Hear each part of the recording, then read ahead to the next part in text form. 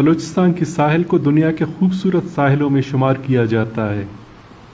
تا حد نگاہ پھیلا نیلا سمندر کے اطراف اونچے اونچے پہاڑ اور ان میں بنے قدرتی غار اسے پاکستان کی سب سے خوبصورت بیچ بناتے ہیں، جسے لوگ سپٹ بیچ اور بوجی کوہ کہتے ہیں۔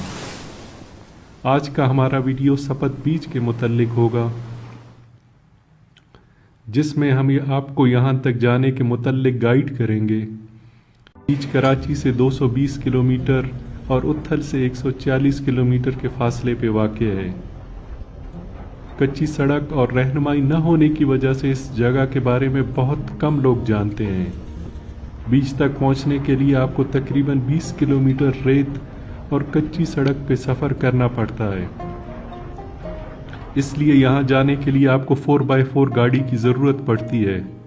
بوجی کو پہنچنے کے دو راستے ہیں۔ ایک راستہ چندرگپ سے آگے سپٹ گاؤں سے پہلے دائیں طرف سے جاتی ہے، دوسرا راستہ مکران کوسٹل ہائی وے پر اگور سے 10 کلومیٹر پہلے بائیں طرف سے ایک کچی سڑک آپ کو اس خوبصورت بیچ تک لے جاتا ہے۔ اتھل سے 20 کلومیٹر سفر طے کرنے کے بعد ہم لوگ کوسٹل ہائی وے پر مڑے۔ 650 کلومیٹر طویل یہ سڑک بحیرہ عرب کے کنارے سے ہوتے ہوئے گوادر کو کراچی اور بلوچستان کے دیگر شہروں سے ملاتا ہے۔ اپنی منفرد خوبصورتی کی وجہ سے یہ شاہراہ پوری دنیا میں خاص مقام رکھتا ہے۔ چاروں طرف نظر دوڑائیں تو دور تک بیابان میدان نظر آتے ہیں۔ سڑک کے دونوں طرف ریت کے ٹیلوں پر دیوی کے سرسبز درخت ایک خوبصورت منظر پیش کرتے ہیں۔ چھوٹے اور درمیانے سائز کا یہ درخت سندھ اور بلوچستان کے ریگستانی علاقوں میں کثرت سے پایا جاتا ہے۔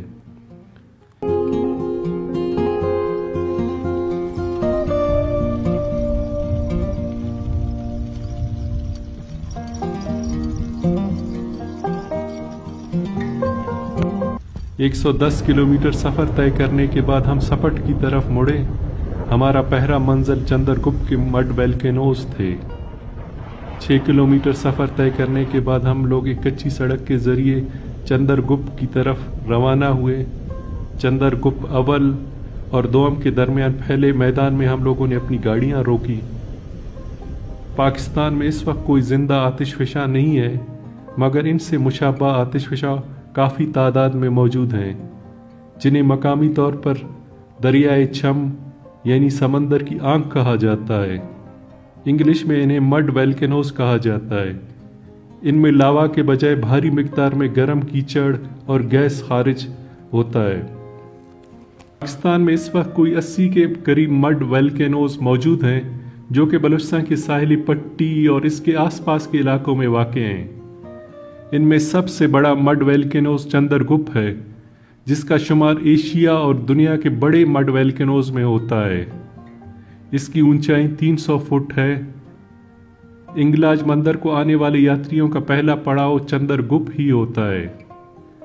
ہندو مذہب کے ماننے والوں کا یقین ہے کہ یہ شنکر دیوتا کا آستانہ ہے، اس لیے وہ بڑی تعداد میں یہاں کا رخ کرتے ہیں اور چندرگپ پر چڑھ کر اس کی مٹی میں ناریل پھینکتے ہیں، جو کہ ان کی مذہبی رسومات میں منتیں پوری کرنے کے لیے استعمال ہوتا ہے۔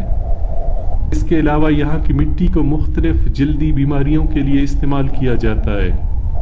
بعد ہم لوگ اپنی دوسری منزل سپت گاؤں کی طرف روانہ ہوئے۔ مکران کوسٹل ہائی وے سے 12 کلومیٹر کے فاصلے پر آباد یہ گاؤں 57 گھرانوں اور 275 افراد پر مشتمل ہے۔ ساحل سمندر کے نزدیک ہونے کی وجہ سے اکثریت کا تعلق ماہی گیری سے ہے۔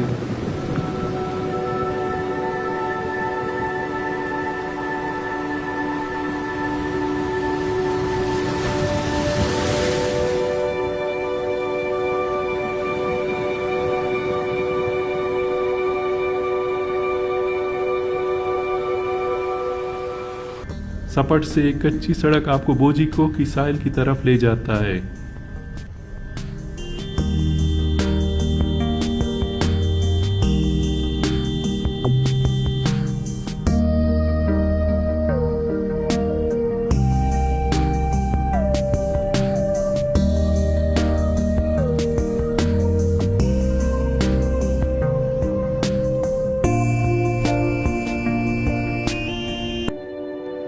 समंदर और साहिल के अतराफ ऊंचे ऊंचे पहाड़ इसकी खूबसूरती को चार चांद लगा रहे थे।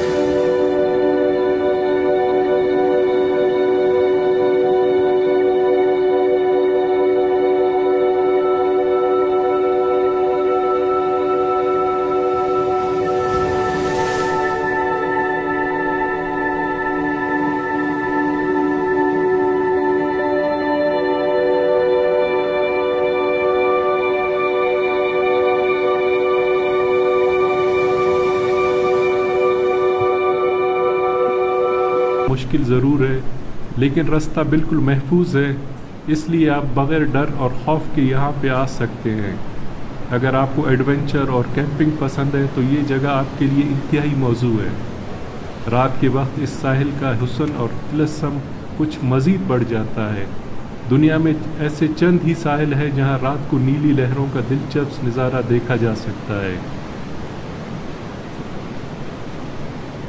अभी हम लोग सपत के बोजिको का आपका एरिया है, वहाँ पे है, सपत बीच पे है। तो यहाँ पे मुख्तलिफ कुदरती गार बने हुए हैं। तो अभी आप देख सकते हैं हम किसी एक गार के अंदर घूम रहे हैं।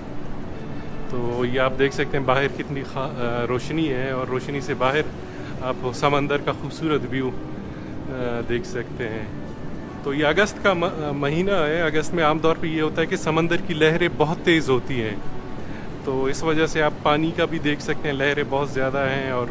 और इस सीज़न में आमतौर पे यहाँ के माहीगीर हैं वो शिकार भी नहीं करते।